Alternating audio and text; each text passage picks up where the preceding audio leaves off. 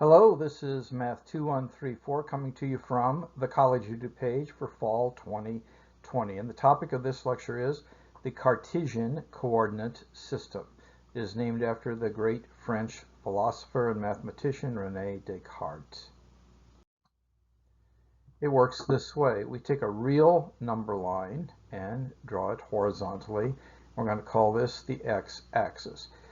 We will take a second real number line and we will draw it perpendicular to the original x-axis, and we'll call this the y-axis, and we'll intersect at the point 0, 0. So these will be positive values of y, these will be negative values of y, these will be positive values of x, these will be negative values of x. So, for example, the point A is going to be found by starting at 0, 0, going 2 to the right and 3 up.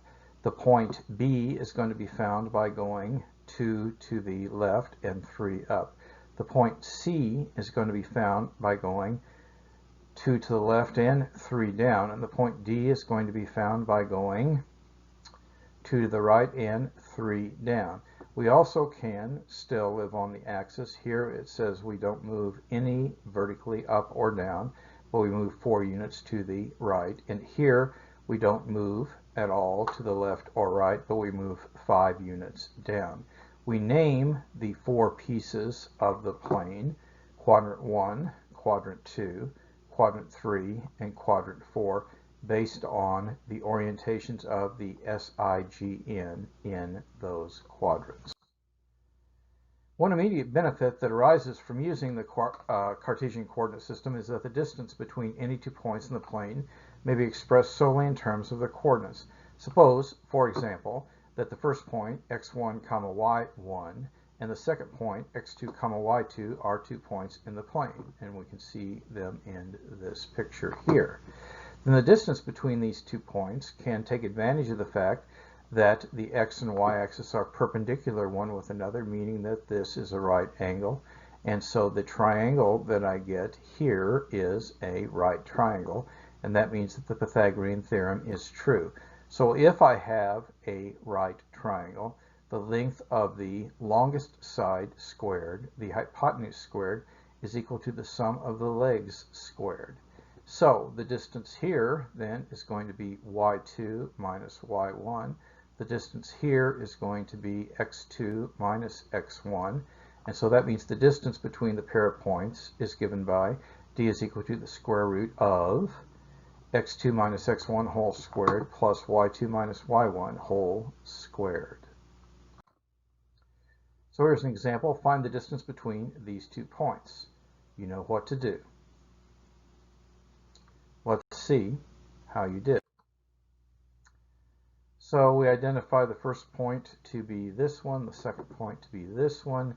We substitute in the formula. Notice here we get a minus times a minus, making that 6 squared plus 3 squared. We get the square root of 45 when I add those.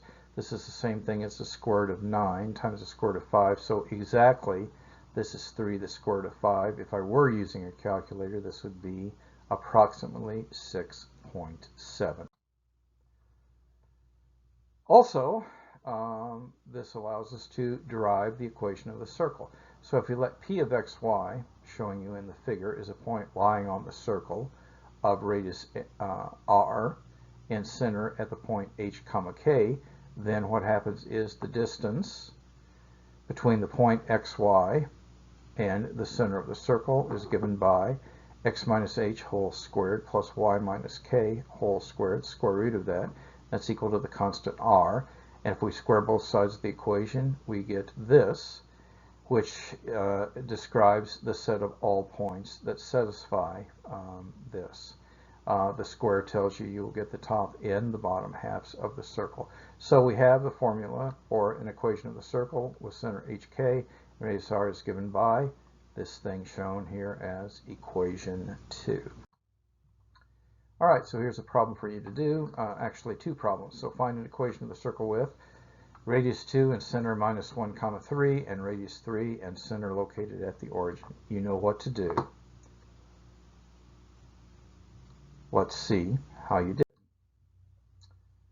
So the equation here, fully simplified for part A, should be x plus 1 squared plus y minus 3 whole squared is equal to 4, which is the radius squared. Here, if you're centered at 0, 0, that means you're just going to get x squared plus y squared equals 9. Life is a word problem, and so here's a problem talking about the cost of laying cable. And so you should read this and find the total cost for laying the cable. You know what to do. Let's see how you did. Okay, so the length of the cable then is found by the distance formula. I do make up a coordinate system. Here I call this 0, 0. There's my y-axis, and this is my x-axis. And so with that, we can find the distance from the